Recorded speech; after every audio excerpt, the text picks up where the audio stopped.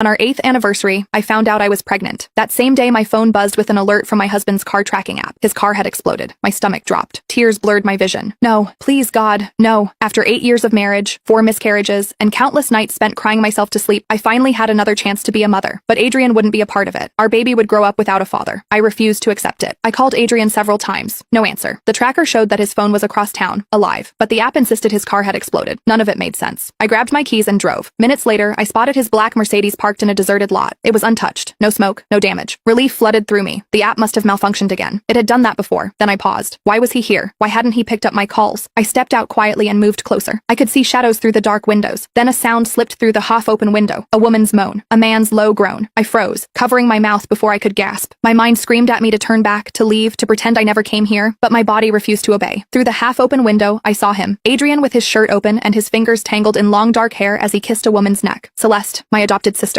The air left my lungs. My chest caved in, but I didn't make a sound. I pressed myself against the side of the car, hand clamped over my mouth as silent tears ran down my face. Adrian, the man I loved and had been married to for 8 years, and my adopted sister, the same person that Adrian had claimed to despise because of how she had made my life a living hell. Just when I thought the worst had happened, Adrian's phone rang. Fuck, he muttered, voice hoarse. Hold on, he answered with irritation. What is it, doctor? A pause. Then he grinned. Adrian ended the call and pulled Celeste close as a genuine smile spread across his face. It was something I hadn't seen for years. You're pregnant, he said softly. Celeste gasped, her hands flying to her stomach. Are you serious? Yes. He kissed her deeply. And the doctor said your womb is responding perfectly to the treatment. One more test next week to confirm everything is healed, and then we can finally start our family properly. Happy tears streamed down Celeste's face. Oh my God, Adrian, we're going to have a baby. We are. He cradled her face in his hands. You're going to be an amazing mother. My heart bled as my hand moved instinctively to my own stomach where my baby was growing. Celeste's smile faded slowly. What about Elena? Adrian's smile grew cold. You don't need to worry, baby. After next week's test shows you're healed, I won't need her anymore. My blood ran cold. What did that mean? I still can't believe she never figured it out. Celeste laughed. You told her it was genetic incompatibility, and she believed you. Elena's an idiot, Adrian said dismissively. She signed every consent form I put in front of her without reading a single line. The experimental treatments, the tissue samples, the terminations. She authorized all of it, thinking they were insurance forms or whatever bullshit I told her. My legs threatened to give out, but I forced myself to stay still. I had to keep listening. Those 4 babies, Celeste murmured. You really used them to cure my womb? Every single one, Adrian replied without remorse. Different stages of development, different protocols, and it worked. You're cured, and you're carrying my child. Celeste giggled softly. Thanks to Elena's babies. My knees went weak, and I almost dropped to the floor. It became hard to breathe, and my ears rang. My vision blurred, and for a moment I thought I would lose consciousness. My 4 babies hadn't died from miscarriage. They had been murdered by their father, for my sister. All I had to do was slip in some drugs to her meal to induce early labor, Adrian said, almost amused. Then I would tell her that there were complications. She would cry, I would comfort her, and life would go on.